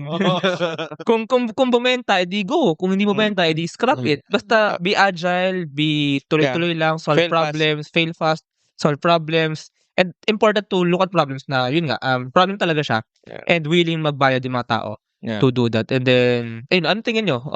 Okay ba yun? I really agree with you. I'm really following Peter Levels on Twitter. Yes. Yeah. And yun yung inspiration ko on trying to create na product that people will love. No? So, yeah, kahit mga katulad dito na parang joke lang pakinggan, no? Pero kapag nasa harapan mo na, it makes sense, no? Kasi imagine mo how many times na napapasok sa utak mo na nababother ka, 'di ba? Kung if magko-commit ako dito, may matitira papala ako. Pakaya ako next week. Ganon. So, it's really disturbing. So, if this can really solve a lot of people's headaches, no, then be it, no? And then kapag hindi, so it solves our problem. Happy na kami. May magamit kami. Pala kayo dyan. Kahit Diba? sa inyo. Kami na lang, no? Oo. Inuman naman ko ulit dito, no? Okay, cheers, no? Petsa de Peligro. Tayo lang dalawa. Okay lang yan. Yeah, then ang point is, for me, you will only learn if a startup will be successful if you try and validate it. If you try and reduce it, di ba? So, I mean, pero ikaw, magbabayad ka ba? magbabayad ako kung may ROI siya sa akin. Or kung patanggalan niya ako ng tinik sa lalamunan. Kung makapag-save ako. Ako, ganun ako tumingin din ng value eh. If monetarily, ma-reward ako sa ako. So, kunwari, ayun, magbabayad ako for a startup if na-reduce niya yung pain sa akin. Sa Petsa de Peligro, magsasubscribe ka, bibenta ko sa'yo ng hindi kita bibenta sa'yo kasi libre binibigay namin, di ba? Uutang ka. Uutang ka ba? In case na ang model nyo is subscription, ang thinking ko is ganito. Dati, problema ko ang cash flow, magpasweldo. Nag-hire ako ng tao to manage that. Ngayon, kung mag-Petsa de Peligro ako, baka hindi ko na kailangan mag-hire. O baka hindi ko na kailangan mag-ano. So, nag-activate ako. Yun. So, kung dati, ang gastos ko, 10,000. Ang subscription sa inyo, let's say, 100 pesos. Doon ako sa inyo. Oo, nawalan ka ng zero. So, doon ako magbabayad sa inyo. Lilipat ko yung bayad ko. So, and I think most startups should think that way na pag babayaran ka, pag actually may natipid sila or may na-ROI sila actually. That's correct. Yung tawag dyan is, who will you replace? Ayun, okay. No? So, sino yung papalitan? So, if yung papalitan namin pala is yung tao na hinahire mo. Wala siyang trabaho. No? Wala siyang trabaho, no? Okay lang yan, no? At least, pwede pa siya maganap ng isang trabaho na mas magiging happy or mas magiging productive siya kaysa sa mag-manage. Or parang siguro, iba example, if dati, hindi ko nabayaran ng maayos yung mga utang ko, nagkaka-interest. So, kung Yes. interest ko na, let's say, nagkaka-interest ako na, let's say, 1,000 per month. But if I subscribe to Pecha de Peligro, ang subscription cost is 100 per month. Pero sa babayaran ko naman yung utang ko, edi doon na ako. Yeah. Na-replace ko yung cost of interest sa utang. Yeah. So, yun, ganun. Ayun, may early adapter na tayo. Kunin ko mamaya 100 niya. Para sabi ko, you put your money where your mouth is, man. Tsaka pero I mean, hindi. I mean, no.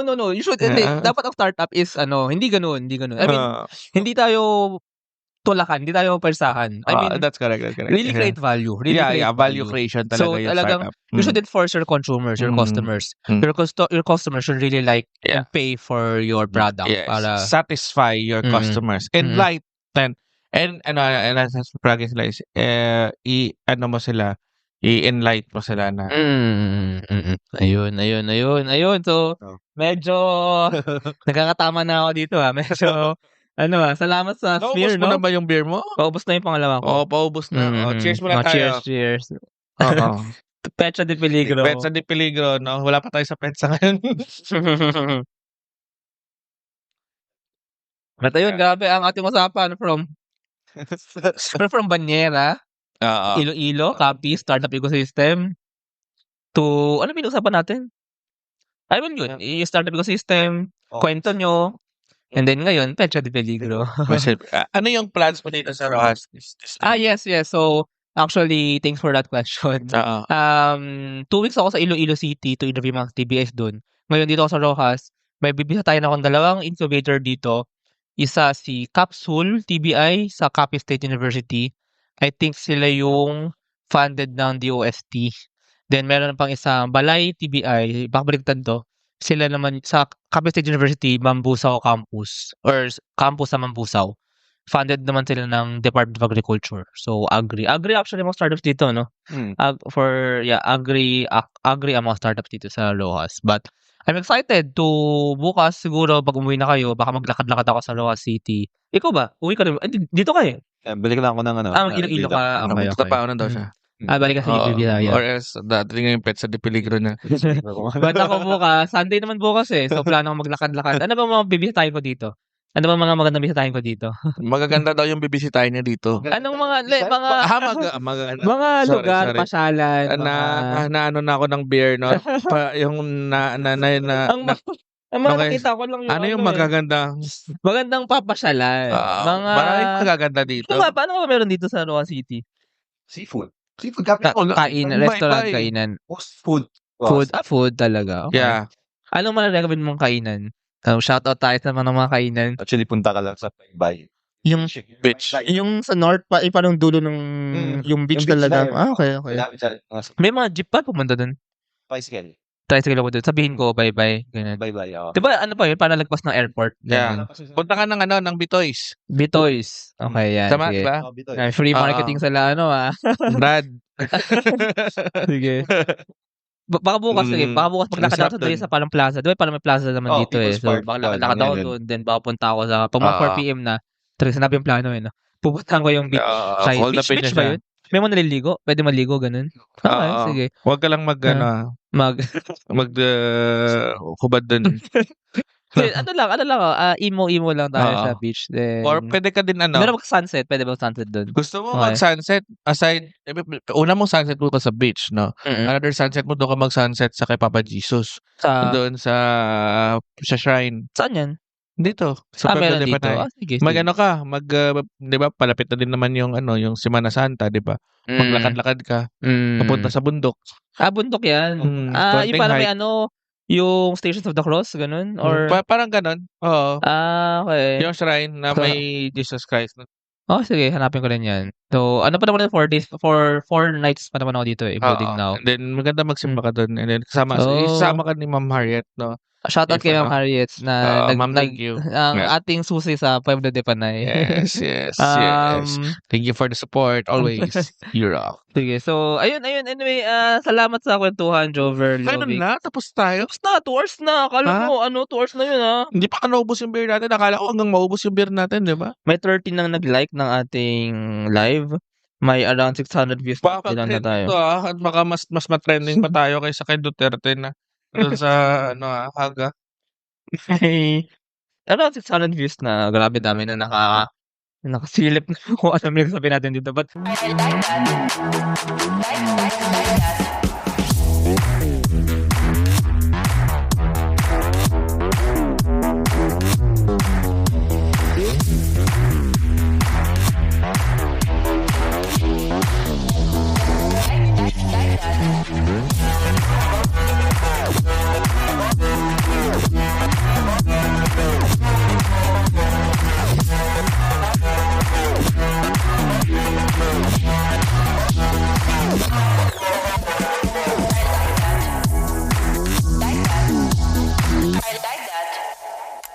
Introducing Aim High. Smarter construction management starts here.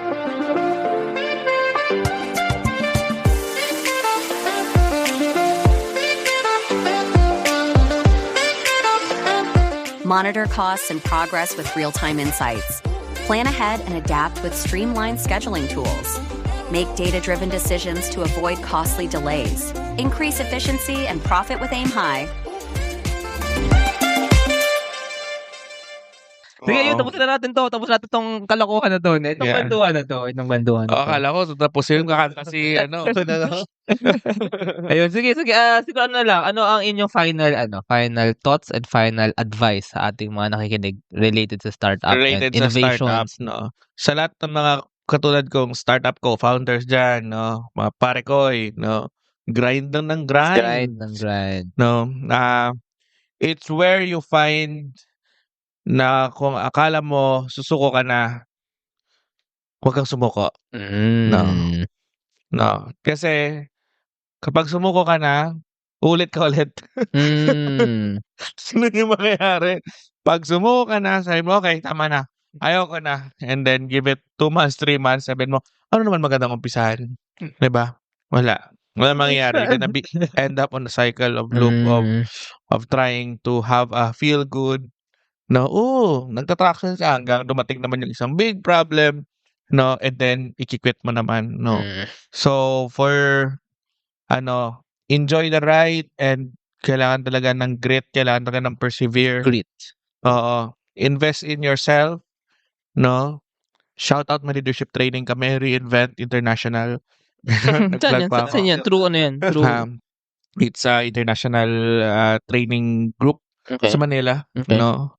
So it's yun. Maganda yung experience ko sa training na yon, no. So shout out sa mga kasama ko. Kasi it's put you in a perspective of being self-aware of where are you right now and conversations in your head right now and yung ugali, no, pag-ugali, mindset, no. Kasi in this world of a lot of distractions, no, considering na yung AI yung nag-open ng nag-liberate ng knowledge, but anong gagawin mo sa knowledge kapag yung distractions natin is very abundant also, no? So wala, no? So walang focus, kapag wala ng focus, so yung execution natin will be sloppy.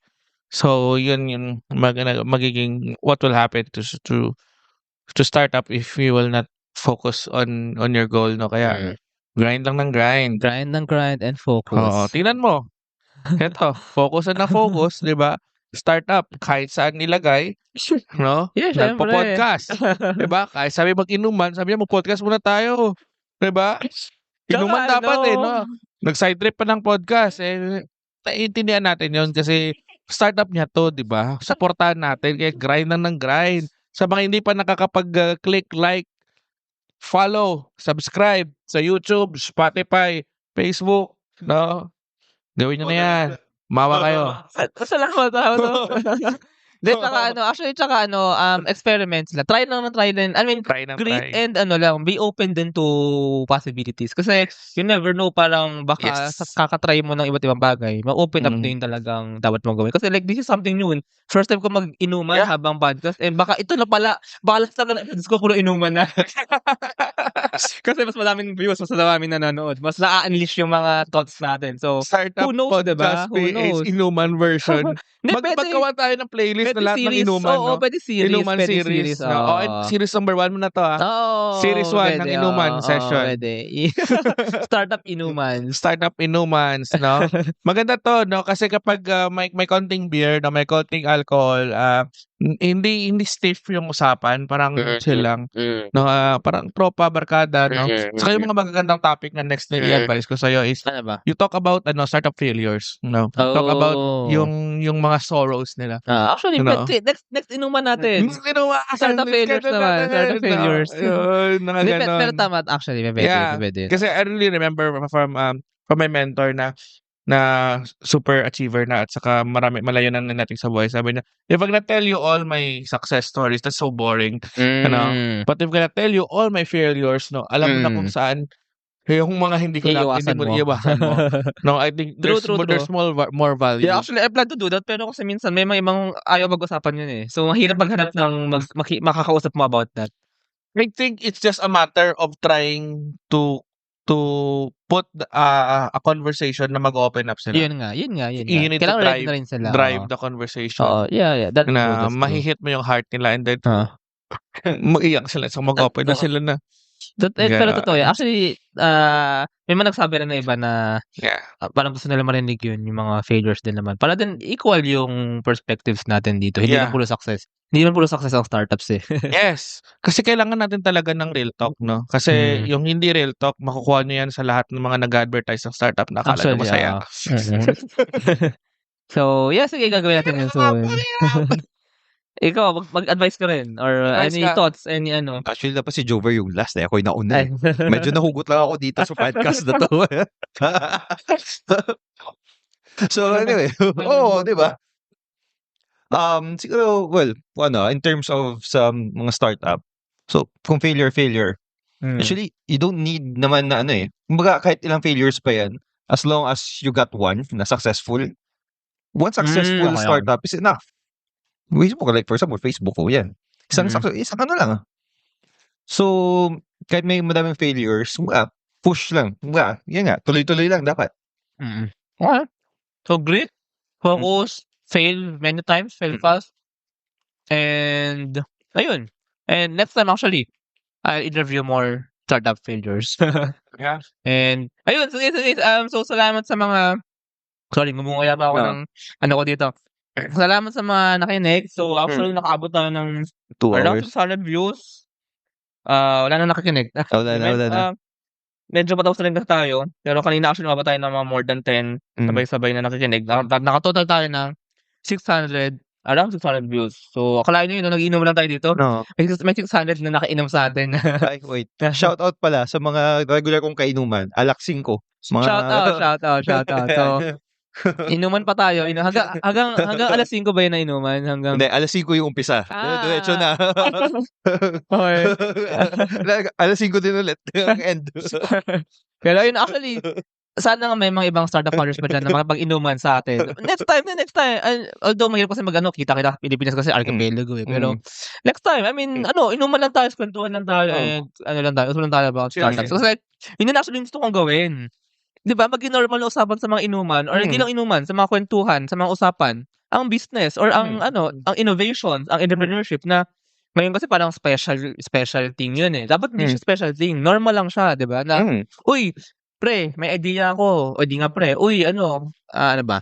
Uy, basta kaibigan mo, may idea ako, okay ba tong negosyo, okay ba tong business, kikita ba ako dito? And ayun, parang normal siya na hindi mga chismis, TikTok, mga pinagkakwentuhan natin, kundi mga business idea and mga business model. I agree with you on that. Kasi sa pag-iikot namin ni Zino, talking with the business entrepreneurs, no, they really appreciate na ngayon, nandyan na kami, may bubuhusan na sila ng yung stories nila sa business, no? Kasi nga, sabi nila, wala kaming may pag-uusapan sa business na nakakaintindi or nakaka-empathize sa kanila. Saan sila mag-share? Siyempre nila. Man pwede yun, di ba? Yeah. Mag-share sila sa saan? Sa competitor nila? Mas lalong hindi pwede yun. Yeah. No? So, tama yung sinasabi mo. Those business struggles, no, should be normalized as a conversational so create a community kung saan nagtutulungan yung mga entrepreneurs to help each other kasi entrepreneurship is a very lonely road my friend. That's why tingnan mo yung mga millionaire doon sa taas, no, akala mo they have their fancy cars and what not, no, but those are just all materialistic wealth but deep inside is it's a lonely road, no? Tsaka, dadami pa ang mga entrepreneurs. Tsaka, normal siya. Magiging normal siya. Yeah, magiging normal siya dapat. So, we will work on that, bro. Tsaka, yun nga, hindi tayo employee mindset. Somehow. Mindset. Entrepreneur mindset ng mga Pilipino. Yes. Power sa MSMEs. Power sa MSMEs. Empowering MSMEs as small as individuals, diba? To become entrepreneurs. Yes. Para sa ekonomiya ng Pilipinas, no? Mabuhay ang scholar ng bayan. Ayun. Sige, mukhang tayo dito. Mukhang dapat natin ituto. So, salamat sa mga nag-end. Salamat, Jover. Trivia pala, batchmate kami sa Pisay 2008, no? Pero yun nga lang, no? Sa may Diliman siya nandito. Sa Mag-ibang campus. Mag-ibang campus, no? Sa mga classmate niya, classmate ko din. Shout out. Ayo nga, meron tayong mga same classmates. Classmates ko ng college, classmates ko ng high school. Yes. Ayun, sige. So, salamat. Bye-bye. See you. Until our next inuman. No? Bye-bye. This is DJ. Joke nga lang. Hindi pala to. Radio show, no?